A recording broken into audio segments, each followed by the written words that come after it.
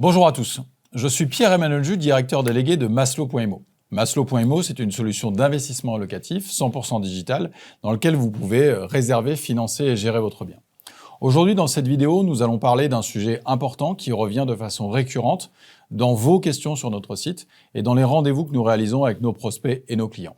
La location courte durée, la location dite Airbnb. Est-ce que c'est une bonne solution pour investir? Et surtout, quels sont les points à observer, les pièges à éviter pour réussir ces investissements? Je vous propose dans cette courte vidéo de faire le point sur cette opportunité d'investissement, la location courte durée.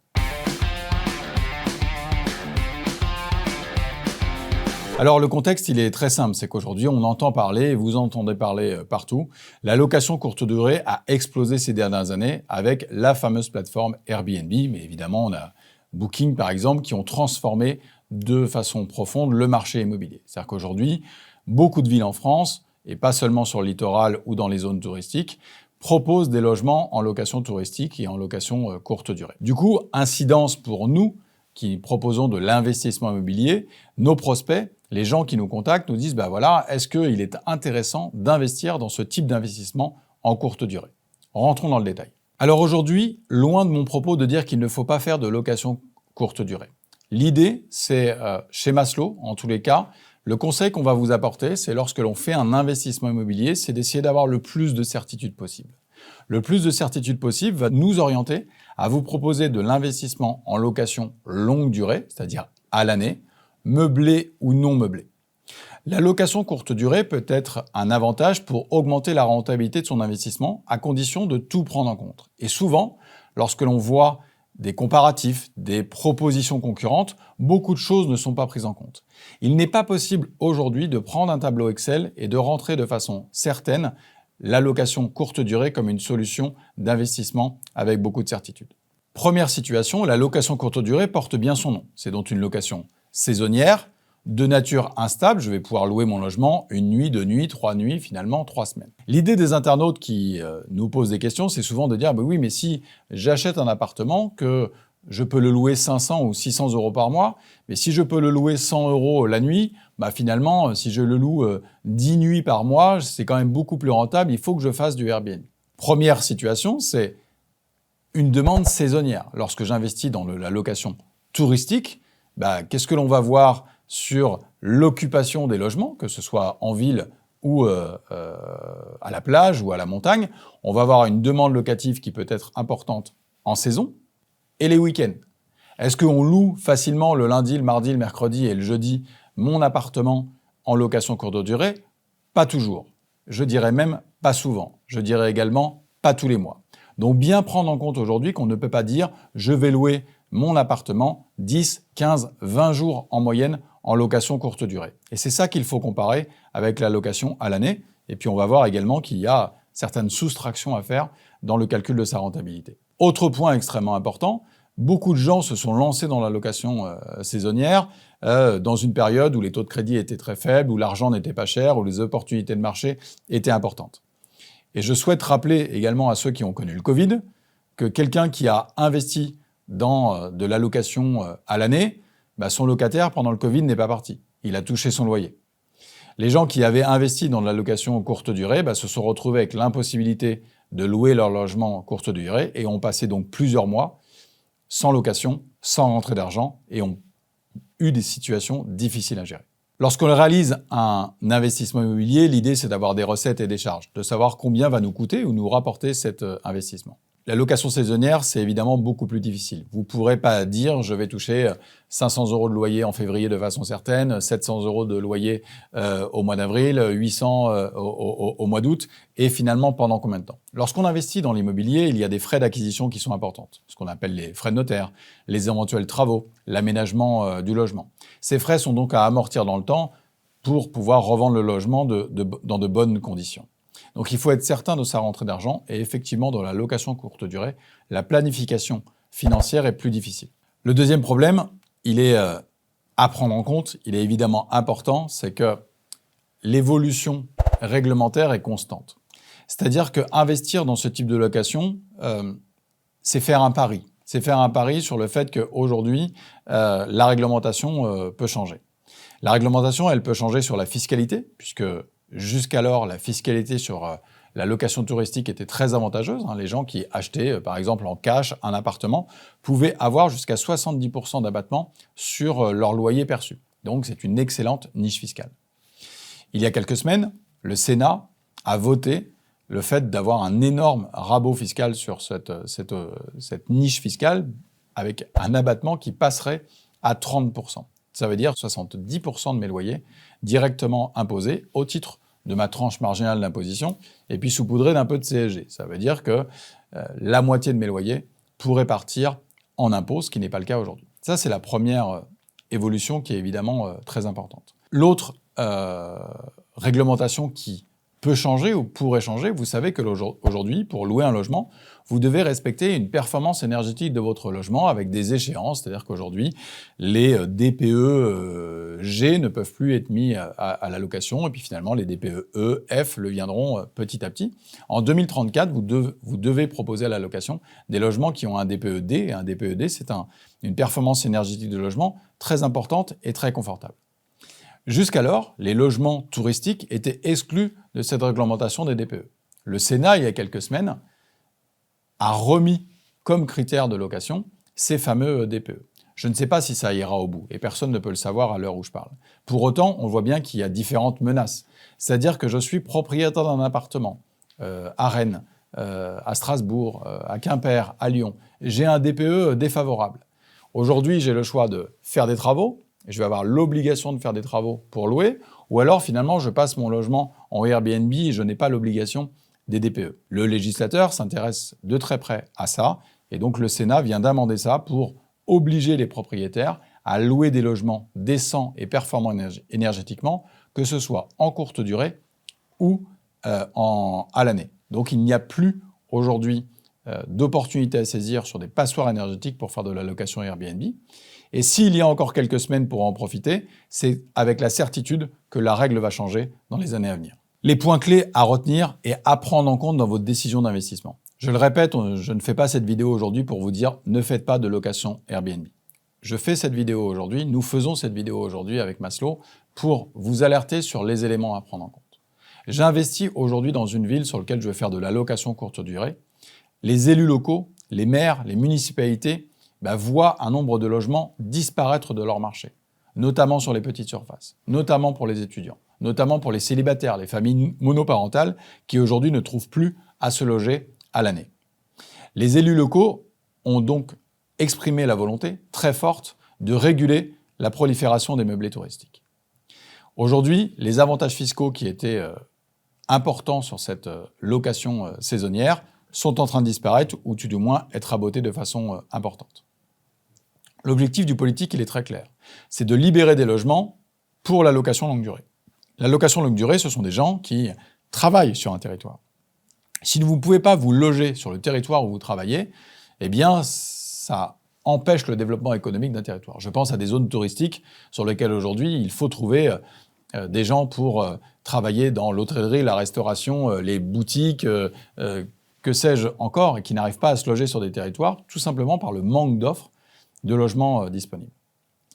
C'est un peu la même chose sur le littoral, sur les résidences secondaires, sur lesquelles le politique imagine de plus en plus, évidemment, une taxation de ce que l'on appelle les lits froids, c'est-à-dire des lits qui ne sont pas ouverts, où je passe dans des rues et les volets sont fermés du 1er janvier au 31 décembre, excepté les 15 premiers jours du mois d'août. Je vais prendre deux exemples très concrets sur une réglementation des réglementations qui ont changé à l'initiative des municipalités. Par exemple, à Nice, qui est un territoire sur lequel il y a un dimensionnement économique qui est favorable, un flux migratoire de population qui est positif et effectivement une ville touristique très importante à la frontière italienne. La prolifération des logements Airbnb a été très très importante. Aujourd'hui, la mairie de Nice a d'abord sorti un agrément.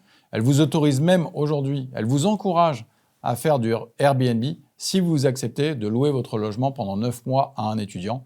Là, aujourd'hui, c'est le moyen de faire de la location et moyenne durée et courte durée à Nice. La municipalité de Nice, elle a interdit le fait que vous puissiez détenir plusieurs logements pour faire du Airbnb. Mais ça ne suffisait pas. Aujourd'hui, les contraintes, elles sont allées plus loin. Par exemple, la mairie de Nice oblige à la compensation. C'est-à-dire que vous devez ou la mairie de Lyon par exemple le fait aussi, vous achetez un appartement de 50 mètres carrés pour le louer en courte durée, vous devez mettre à la location un appartement identique de 50 mètres carrés en location à l'année. Deuxième exemple, sur la mairie de Nice par exemple, pour endiguer la location Airbnb, Monsieur Estrosi, le maire de la ville, a interdit les boîtes à clés dans la ville. Donc imaginons qu'on soit investisseur. Si j'habite à Nice ou à côté, je vais pouvoir m'occuper de mon logement, je vais pouvoir m'occuper de mon touriste qui arrive en avion ou en train à 22h. Mais si ce n'est pas le cas, quelle est la solution aujourd'hui sur l'ouverture du logement si on ne peut pas mettre de boîte à clés pour rentrer dans l'immeuble ? C'est de passer par une conciergerie.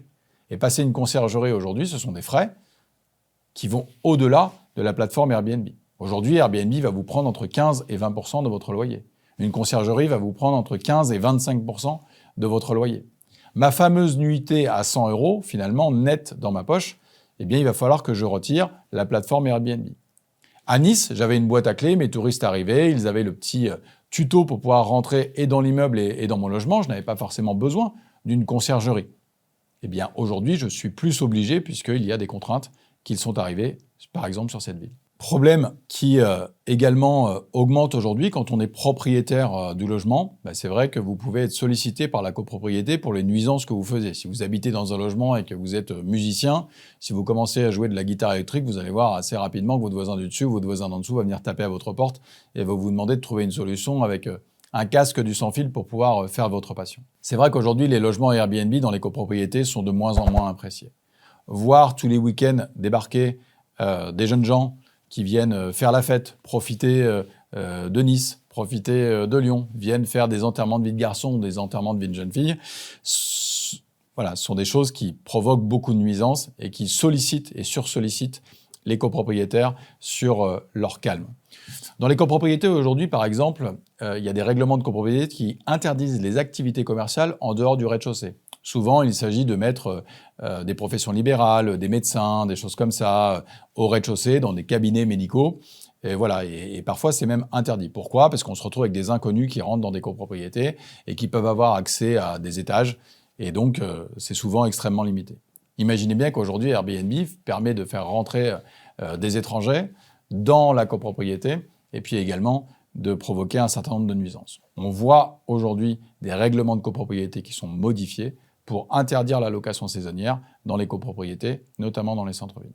Ce sont des éléments qui ne sont pas là pour vous faire peur, ce sont des éléments qui sont là à prendre en compte lorsque vous envisagez un investissement locatif.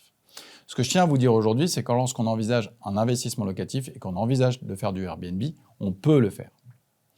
Mais on doit prendre en compte le fait que la situation doit être réversible. Si les règles changent trop et que ma rentabilité est beaucoup trop amoindrie, la possibilité de pouvoir revenir en arrière et faire de la location longue durée, par exemple.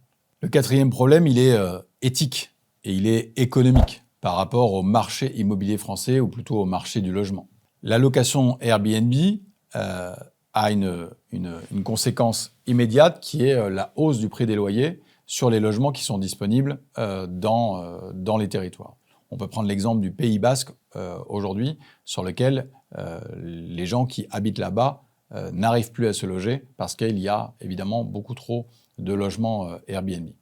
La popularité des locations courte durée, elle devient beaucoup plus sensible. On voit, je vais reprendre l'exemple du Pays Basque, des tags apparaissent sur des immeubles qui sont dédiés à la location courte durée et on va dire une vision de l'investisseur sur la location courte durée qui est très défavorable et qui peut créer des tensions avec le voisinage.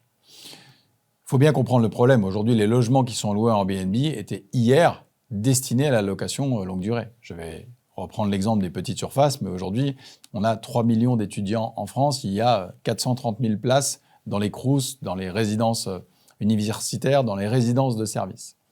Vous avez la moitié des étudiants qui vont loger dans la famille, chez les parents ou faire leurs études là où leurs parents habitent, mais l'autre moitié des étudiants va faire ses études en dehors du foyer fiscal et du foyer de ses parents. Ces petites surfaces, elles ont disparu. Donc on a aujourd'hui des étudiants qui renoncent à leur choix d'études parce qu'ils ne pourront pas étudier à l'endroit qu'ils souhaitaient parce qu'ils ne trouveront pas le logement. Tous ces critères-là sont forcément des éléments qui peuvent ne pas vous intéresser en tant qu'investisseur, mais doivent vous alerter sur le fait que le politique va devoir avoir une réponse et a déjà une réponse pour remettre ces logements longue durée sur le marché. Alors le Airbnb, c'est génial, mais il ne faut pas oublier que finalement, je ne vais pas avoir un locataire qui va rentrer dans mon logement le 1er janvier et qui sera encore là au 31 décembre. Je vais avoir 10, 20, 30, 40, 50 locataires, un locataire par semaine dans mon logement. Donc mon turnover locatif est forcément extrêmement élevé. L'occupation de mon logement, la gestion de mon logement est forcément plus importante. Donc on va dire que les petits tracas, petits entretiens, petits travaux sont des choses qui vont se maximiser quand je vais accueillir 40 personnes différentes dans mon logement par rapport à une ou deux personnes qui vivent au quotidien dans mon appartement à l'année.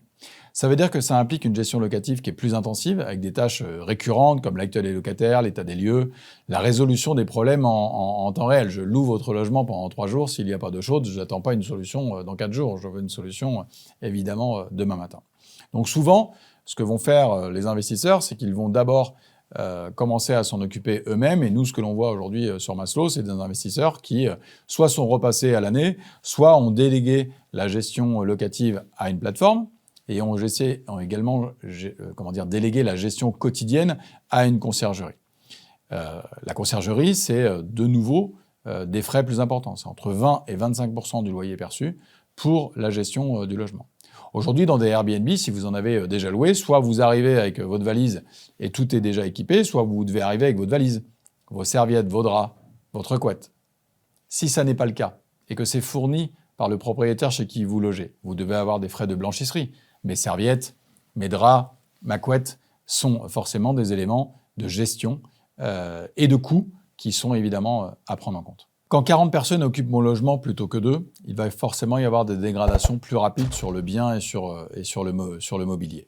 Ça veut dire qu'il ne faut pas sous-estimer dans mon calcul de rentabilité que si j'achète un logement dans lequel je vais avoir un locataire qui va changer tous les 2-3 ans, je vais devoir peut-être changer le mobilier ou une partie du mobilier tous les 10 ans. Je vais devoir repeindre quelque chose peut-être tous les 10 ans. Dans le cadre de location courte durée, évidemment, l'usage que je vais avoir de mon canapé, de mon lit, des valises qui vont traîner sur les murs vont demander de toute façon une accélération de l'usure des équipements, des meubles, et donc nécessitent réparation et remplacement.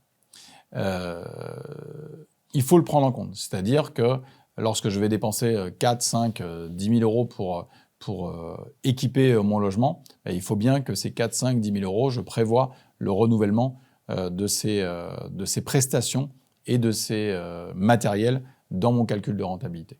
La location courte durée fait aussi que le propriétaire doit offrir plus de prestations que dans la location à l'année, y compris si en location meublée. Ça veut dire que vous allez devoir offrir à votre locataire occupant par exemple, Internet. Il est difficile aujourd'hui de ne pas avoir une box et donc un abonnement Internet. Voilà, parfois même des abonnements à du streaming. Voilà, il faut évidemment prendre en compte des frais qui vont bien au-delà de la plateforme Airbnb. La conciergerie, j'en ai déjà parlé. Les frais de ménage.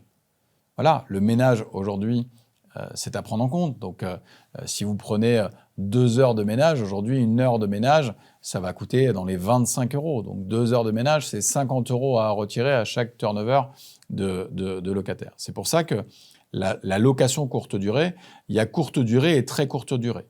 Imaginons l'exemple que je reprenais tout à l'heure de se dire finalement, mon appartement que je peux louer 500 ou 600 euros par mois, je vais le louer 100 euros la nuit. Donc c'est génial 100 euros la nuit, puisque j'ai juste à le louer 7 nuits, 8 nuits, 9 nuits pour être gagnant. Ce n'est pas tout à fait la réalité. Sur mes 100 euros la nuit, je vais enlever mes 20% de Airbnb. Je vais enlever mes 20-25% de conciergerie. Je vais enlever ma prestation de ménage. Je vais devoir avoir une box Internet. Je vous invite également à mettre une régulation de vos chauffages. Imaginez que votre locataire qui arrive au mois de novembre dans votre studio en ville se chauffe à 22, 23 degrés et quand il repart de votre logement, n'éteigne pas le chauffage et laisse le chauffage à 22-23 degrés et que votre prochain locataire arrive dans 10 jours. Vous allez avoir votre appartement chauffé à 22-23 degrés pendant 10 jours. La facture d'électricité, elle est pour vous, elle n'est pas pour le locataire occupant. Ces frais-là sont hyper importants à prendre en compte, c'est-à-dire qu'il faut, grosso modo, et si je veux être caricatural, tripler le montant du loyer mensuel pour que ce soit valable pour faire du Airbnb. Valable financièrement, pas valable avec les soucis ou le fait, on va dire, le temps de cerveau disponible. Si la valeur locative de mon logement est de 500 € par mois en location meublée à l'année, il faut en gros générer 1 500 € de loyer en location Airbnb pour, à la fin, arriver à quelque chose d'équivalent en termes de rentabilité. Ce que je viens d'expliquer, tout simplement, c'est la différence entre la rentabilité nette et la rentabilité brute. Le premier calcul que l'on doit faire, et que l'on vous fera avec Maslow, c'est de se dire j'achète un appartement à 150 000 € ou à 200 000 € sur tel ou tel marché, telle ou telle ville. Voilà sa valeur locative à l'année. Peut-on améliorer cette valeur locative? Peut-on améliorer cette rentabilité? Oui. Est-ce que je fais du nu ou est-ce que je fais du meublé? Oui, mais on m'a proposé un autre système, on m'a proposé le même volume d'investissement, mais on m'a promis 7, 8, 9, 10, 12% de rendement avec de l'allocation courte durée. Le couple qui ne divorcera jamais, c'est le couple rendement-risque. Quand on vous propose 12% de rendement, il y a forcément une contrepartie. La contrepartie, c'est ce que j'ai tenté d'expliquer. C'est-à-dire le fait qu'aujourd'hui, il faut avoir la certitude de tripler le loyer mensuel pour arriver au bas du bas à la même rentabilité. À cause des charges, à cause des travaux plus importants et à cause surtout de la différence entre le loyer perçu payé par l'occupant et ce qui va me rester véritablement net dans la poche, c'est-à-dire les 100 € de ma nuit où il va me rester entre 35 et 45 € net dans ma poche. La différence entre les 35 et les 45 €, c'est est-ce que je vais m'occuper du ménage ou ne pas m'occuper du ménage. Donc le Airbnb n'est pas une mauvaise solution, c'est juste un mauvais calcul. Le bon calcul, c'est comment j'investis dans l'immobilier avec des certitudes sur le montant de mon loyer et est-ce qu'il y a des façons d'optimiser ma situation et ma fiscalité pour augmenter ma rentabilité nette. Alors, la bonne alternative, c'est d'abord de faire le bon calcul. Je ne vous dis pas qu'il ne faut pas faire de Airbnb, je le répète, je dis juste qu'il faut prendre tous les éléments en compte. Donc, chez Maslow, ce qu'on va faire, c'est vous simuler votre investissement de manière lisible, de se dire on va investir dans un logement neuf ou ancien, avec un DPE qui soit maximum D, vous n'aurez pas de surprise sur les travaux de performance énergétique de votre logement. On va faire un calcul de rentabilité sur un loyer à l'année, loué à une personne qui va en faire sa résidence principale, en nu, c'est-à-dire qu'elle va apporter ses meubles et ses valises, en meublé, elle ne va apporter que ses valises. Ça va nous permettre d'avoir un calcul d'une certaine stabilité financière, d'une certaine promesse qui sera linéaire. Il y aura évidemment dans le calcul moins de frais de gestion, moins d'obligations de gestion parce qu'on sera allégé par rapport à la location courte durée, ce qui permet aux propriétaires de se concentrer sur leur vie plutôt que sur leur investissement. Aujourd'hui, nos prospects, nos clients investissent souvent par rapport à leur budget.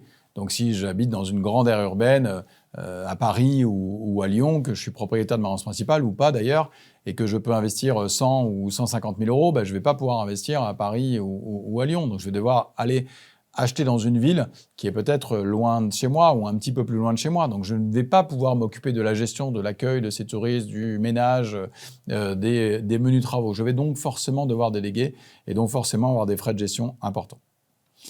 Moins de gestion, moins d'entretien et une stabilité financière, c'est comme ça que nous allons réaliser le calcul pour vous dire voilà comment on peut vous emmener à accélérer et à développer votre patrimoine, à vous enrichir, à préparer vos objectifs d'achat de résidence principale, de préparer des études pour vos enfants, de préparer votre retraite ou tout simplement de vous enrichir. En conclusion, la location longue durée, si je fais une ligne sur la sécurité, la tranquillité, la rentabilité, voilà, sécurité, tranquillité, rentabilité, finalement la location longue durée va souvent cocher les 3 cases. Et je vais me retrouver avec un investissement locatif, tranquille, sur lequel je vais réussir mon investissement, je vais investir dans l'immobilier, je vais utiliser l'effet du levier du crédit sans me soucier trop de mon investissement. Partir sur la location courte durée, je dirais, c'est tout simplement faire un pari. Un pari sur le fait que la réglementation ne changera pas. Un pari sur le fait que la ville dans laquelle j'investis ne changera pas la règle. Un pari sur le fait que je ne serai pas en concurrence avec 100, 200 ou 300 logements qui proposent la même chose que moi. Un pari sur le fait que je vais surperformer le loyer que je pourrais percevoir en location longue durée. Un pari sur le fait que tous les touristes que je vais accueillir chez moi vont être sages, ne rien dégrader, ne rien abîmer. je ne vais rien avoir à changer. La location courte durée, c'est un pari. Nous, on fait le pari de l'investissement immobilier, mais chez Maslow, on ne fera pas le pari de la location courte durée. Merci d'avoir écouté cette vidéo. Cette vidéo, elle est issue de vos questions, de vos remarques, de ce que l'on voit tous les jours. Donc si vous avez d'autres sujets que vous souhaitez aborder, n'hésitez pas à nous les communiquer. Maslow.imo, c'est une solution qui vous permet d'investir, de réserver, de financer, de gérer vos biens. Nos conseils sont évidemment gratuits. Vous pouvez vous rendre sur maslow.imo, vous pouvez prendre rendez-vous avec nos conseillers experts pour étudier des projets d'investissement et puis peut-être comparer des choses que vous avez déjà regardées. Alors, je vous invite à suivre la page, à vous abonner et surtout à nous solliciter et à poser vos questions. On est là pour vous apporter les meilleurs éclairages et de vous guider dans vos investissements.